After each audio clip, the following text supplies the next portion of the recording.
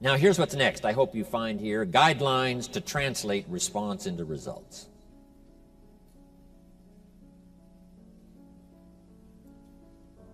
We haven't come just to lecture. We haven't come just to share. We've come to do a combination of things, hopefully, that'll create all kinds of unique individual, collective activity after this weekend is finished. Jot the phrase down. Results is the name of the game.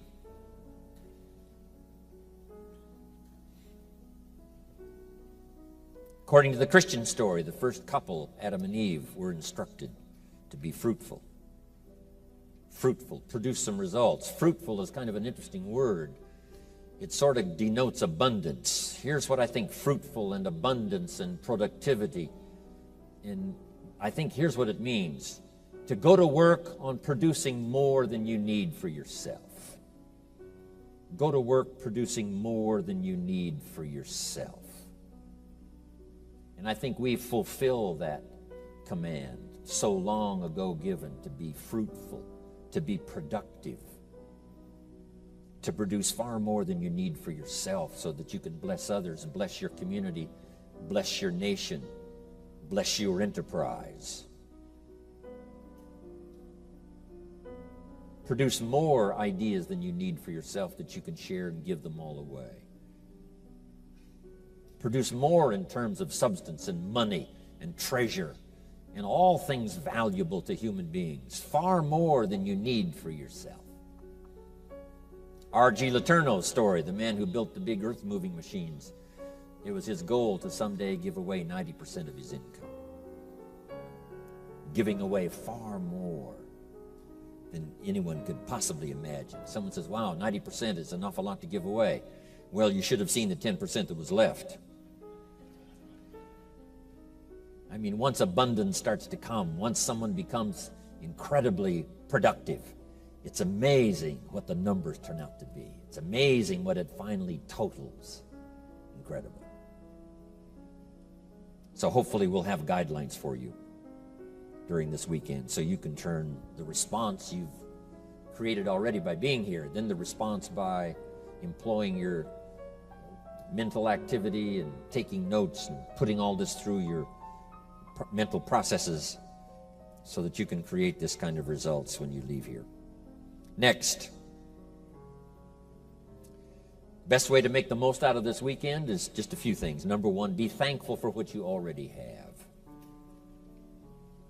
This looks like a pretty prosperous audience already. So we're already doing well, which is okay. But what if we could multiply the value of our productivity by 2, by 3, by 5, by 10? Would that be valuable? And the answer is yes, of course it would. But first of all, to have the mechanism or the inspiration or whatever it takes to really do extremely well, first you start with thanksgiving, to be thankful for what you already have. We have already solved the problem of necessity.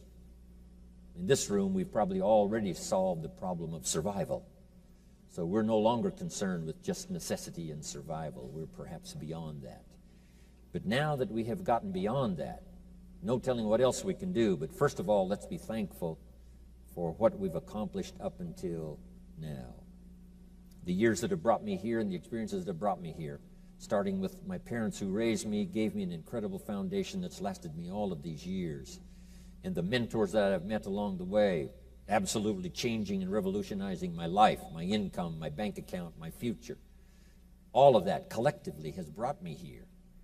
I'm so grateful for the people, the association, for the ideas, for the chance to work and labor, produce myself. All of that brought me to this place this weekend. I'm grateful for it. For the countries we represent, where we have freedom, liberty. Make this note. It's one of the best for the day. These are extraordinary times. About 11 years ago, the walls came tumbling down in Germany. And it started a wave of democracy and freedom like the world hasn't ever seen before. It looked like communism was on the march for so many years, and the dark shadow of that political philosophy fell on so many countries. that I visited even back in those early days. And now those shadows are beginning to flee away, and the light of democracy and freedom and capitalism is now the order of the day. And there's just a few old dictators left, and they will soon be gone. Here's the good news. In our lifetime, they will all be gone. That's an incredible thought to think. The dictators of the past will all be gone.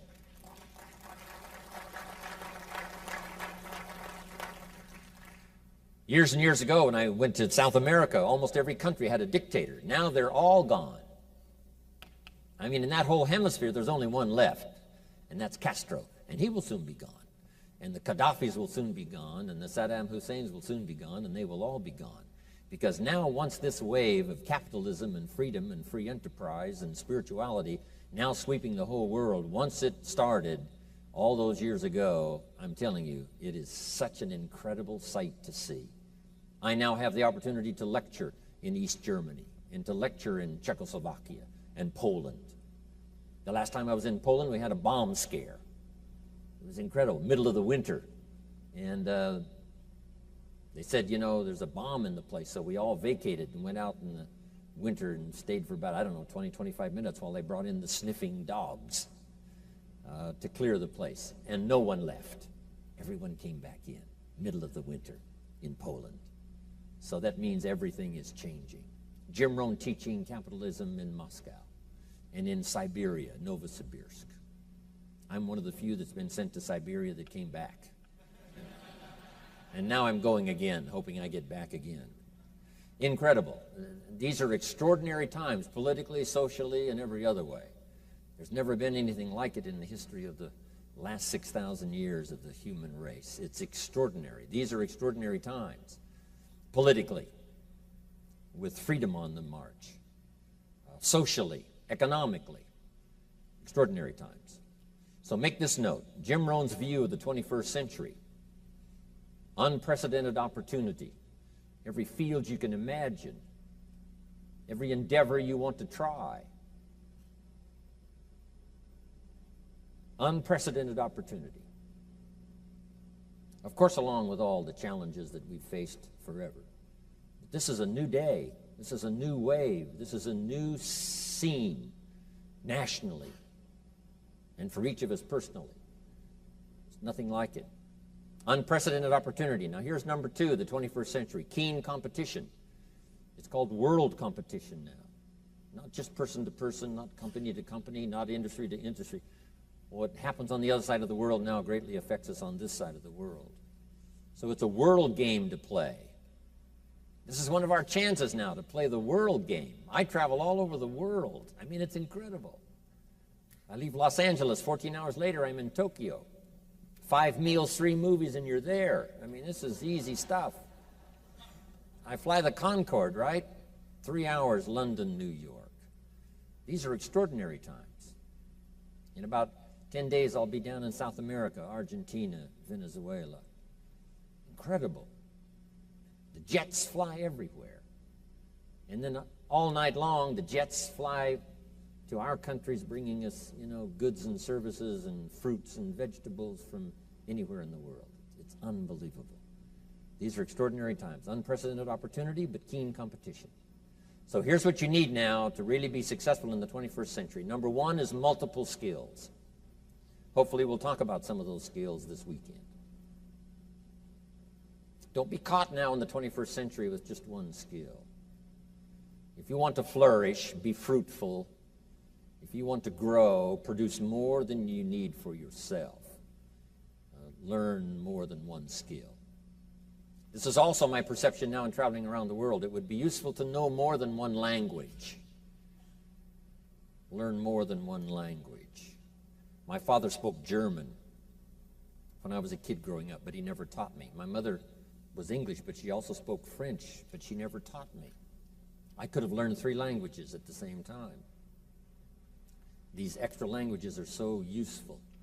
I asked a teacher one time, how many languages can a child learn? Here's what she said, as many as you'll teach them. They don't lack capacity. They don't lack imagination. They certainly don't lack curiosity. They only lack a teacher.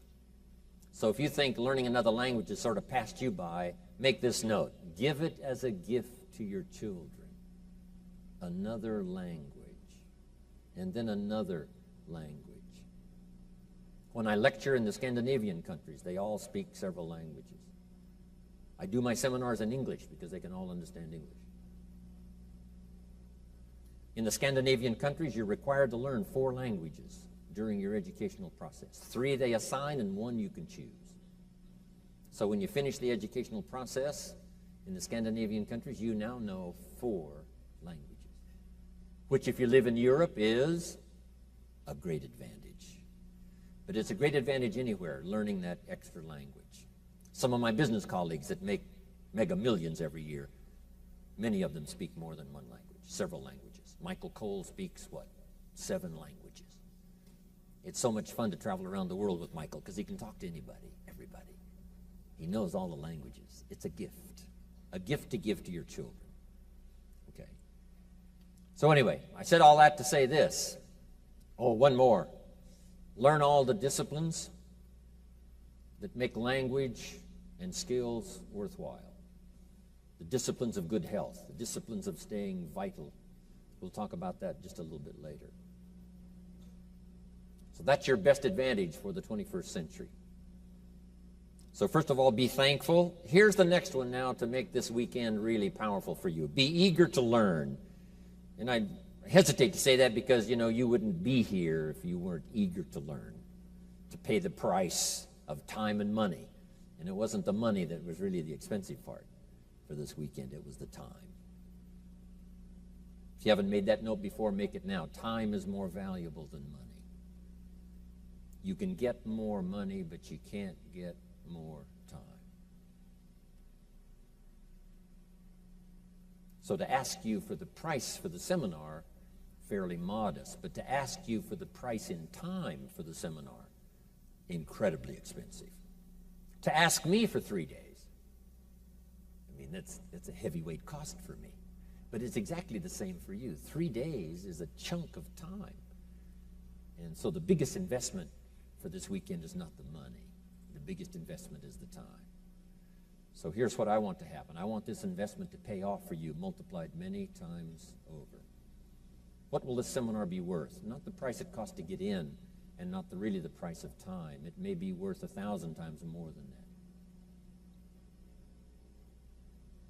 What if I tried to make this seminar worth just exactly what you paid? That would be difficult. But what if I tried to make it worth 1,000 times more than you paid? I'm telling you, that might be easier because I'm inspired by ideas that have worked miracles in my life, and I want to share them with you. So I want you to be a lot richer when you walk out than when you walked in. So be eager to learn. Take good notes. No matter how well you do, no telling what else you can do. If you're mega rich, you might become super mega rich, right, after this weekend. We in the Millionaires Club often invite a billionaire to come talk to us. He says, well, you guys are doing okay, but, come on, get your act together. So no matter how rich you are, here's what's possible.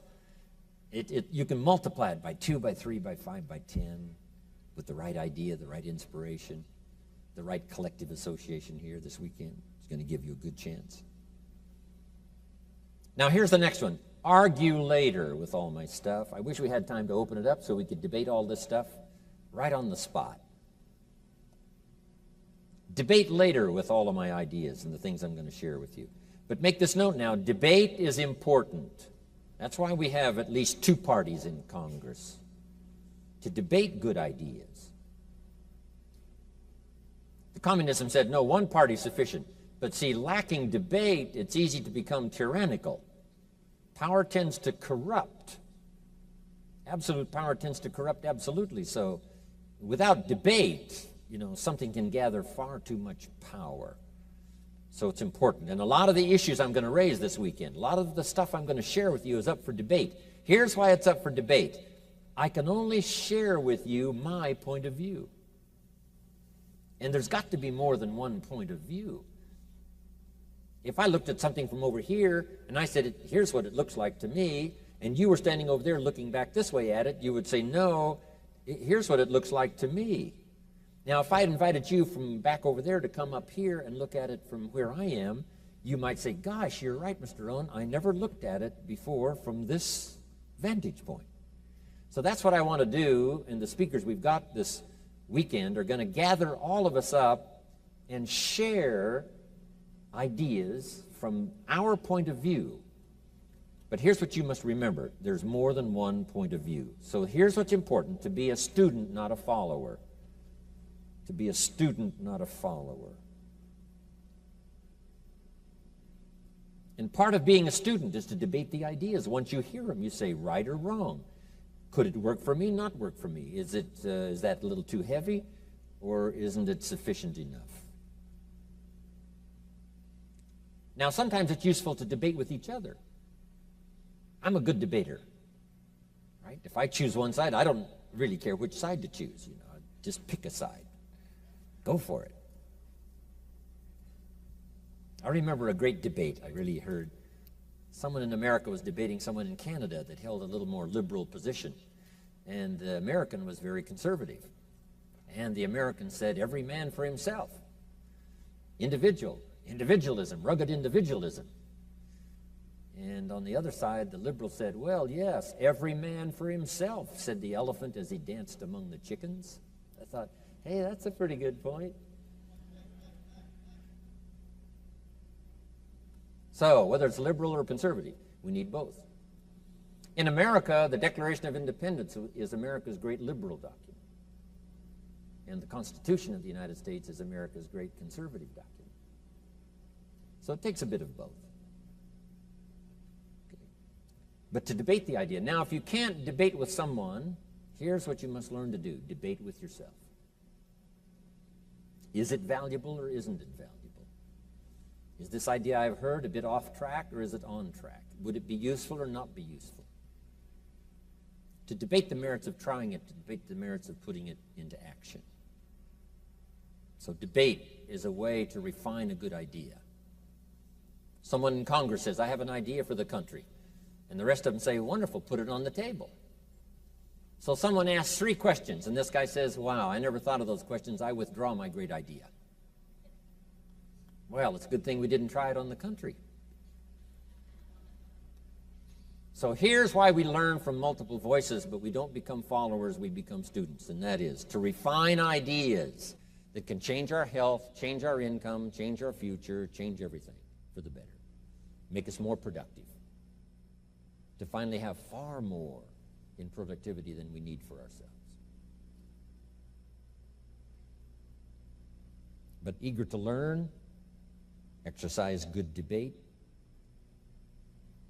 Now here's the last part to make this a valuable weekend, and that's to be a good listener. And I know that's not going to be easy.